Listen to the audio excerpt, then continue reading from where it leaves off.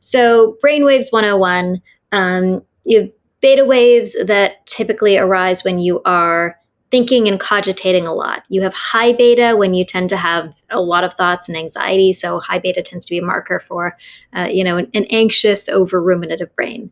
Then you drop down into alpha, that's 8 to 12 hertz. And in alpha, you're in a state that is typically a very focused and calm state. So it brings together both the notions of focus and calm and has a good dose of creative potential in it. As you're about to fall asleep, your brain is in alpha.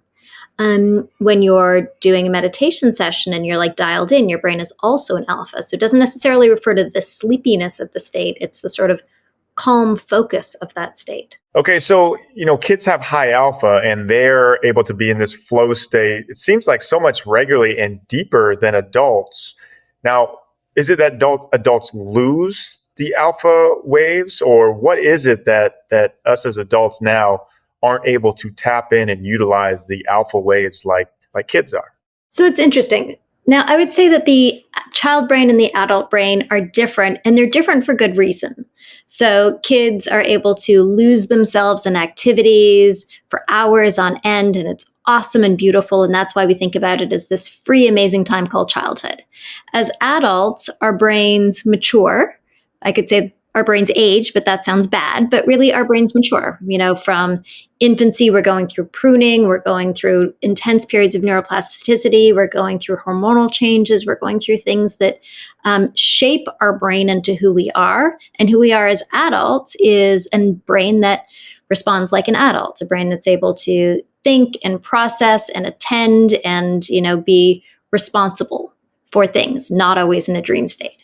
Or not always, in this solely focused state. We're able to manage multiple children who might be pulling at our knees, along with business projects and getting gas for the car that you don't forget, and. On the other hand, as wonderful as these states are as an adult, we can intentionally choose to dip back into these focused, flowy, beautiful alpha states by doing things like meditation. And it turns out that when you do that, it actually is really healthy for your brain to all sync into this one beautiful brain state, for the orchestra to all come together singing at the same time and allowing yourself to just dive deeply into one beautifully, engaged activity.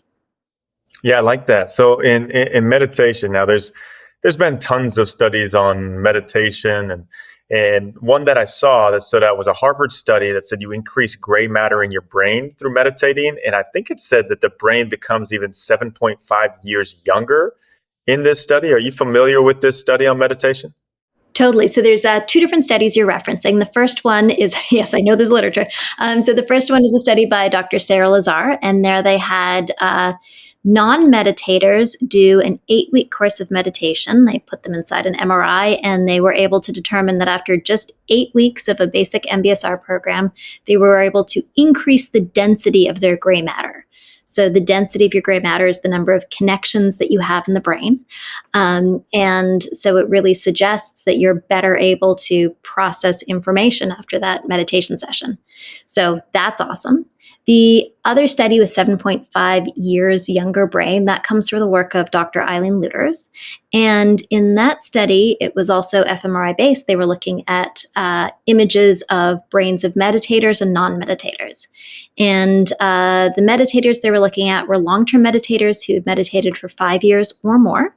And when they looked at that data, they looked at their brains, they were able to see that their brains looked on average 7.5 years younger than the brains of non-meditators the same chronological age.